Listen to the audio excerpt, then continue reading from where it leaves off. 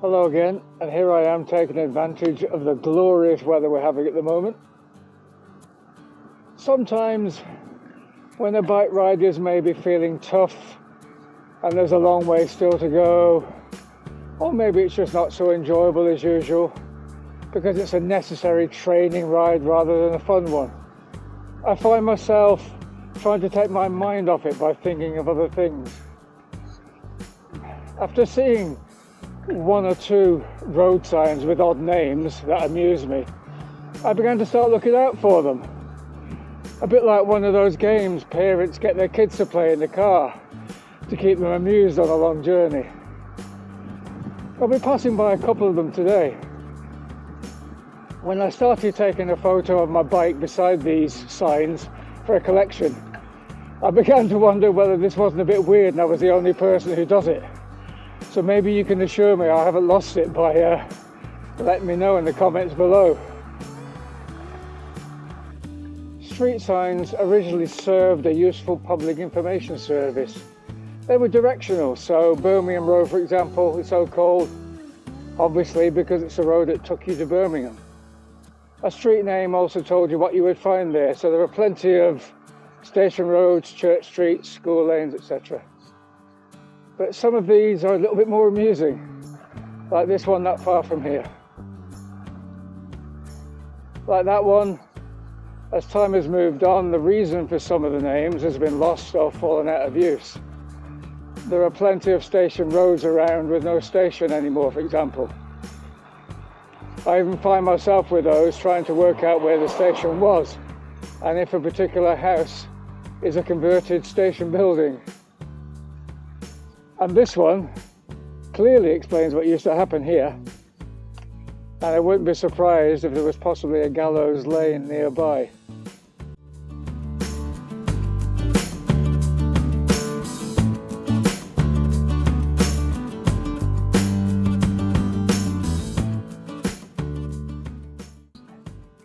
Some are unusually named, but obvious why the lane has been named that way.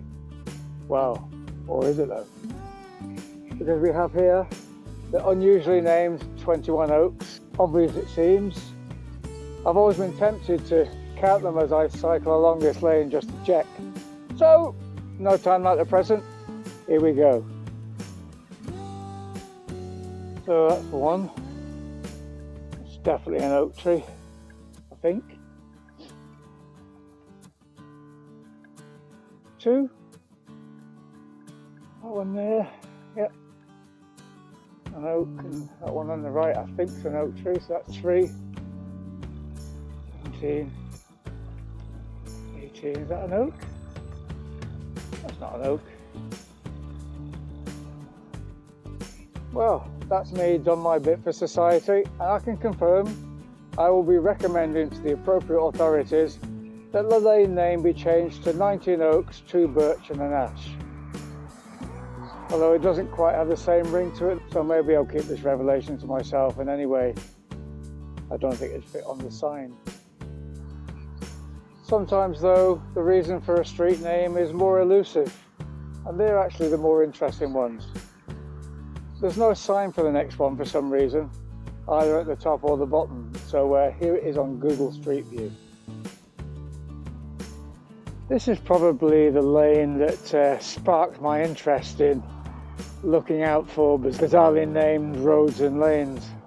This is Apple Pie Lane, and yeah, it's one of my favourites, and most of our club rides, it's on my way home from that. It's quite a testing little climb actually, so it's always useful to keep the climbing training going. But yeah, Apple Pie Lane, I love the name. As for how it got the name Apple Pie Lane, well, myself and my friend Kim, who often come up here together, we used to pause here before doing the climb and chat to the eccentric but lovely old fellow who used to live in the house by the canal bridge here.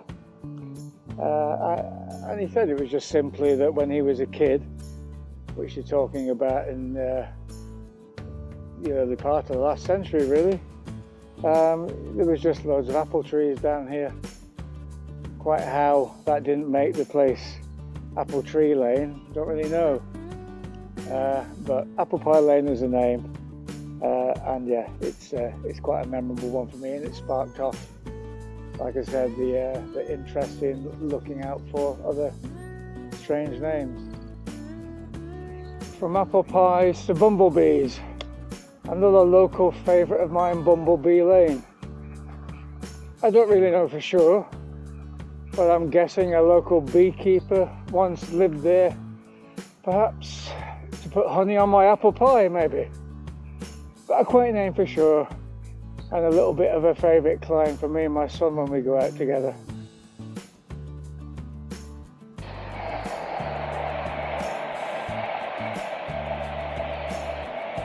I just spotted this as I came past. One of these little shrines you see on the side of the road sometimes, usually when somebody's been killed in a car accident. This one's actually on a railway bridge, so crikey. There's no nice way to go, but really I hope the poor soul didn't suffer like that. Anyway, moving on. Sometimes I wonder if the name is describing the person who originally lived there. So how miserable would this person have been if that was the case? And as for this one, is this an unkind, lasting memorial of his character? Or was he just a guy called Richard? And this one near Kenilworth, who or what is it describing? You'd like to think it's a what rather than a who, but it really makes you wonder just why a lane was named that way, Dirty Lane.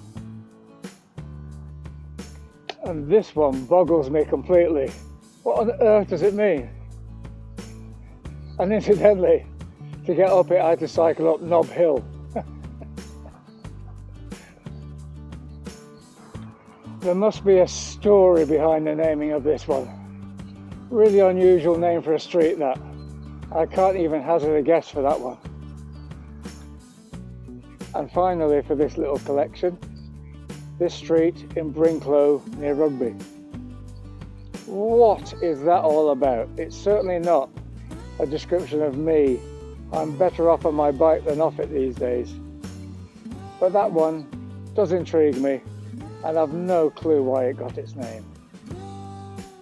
So there's an insight into the weird world going on inside my head as I pedal around the countryside.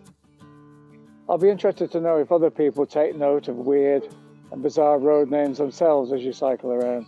And if so, what are they called? You can't post photos on YouTube, so I've left a link to my Facebook page post on this issue.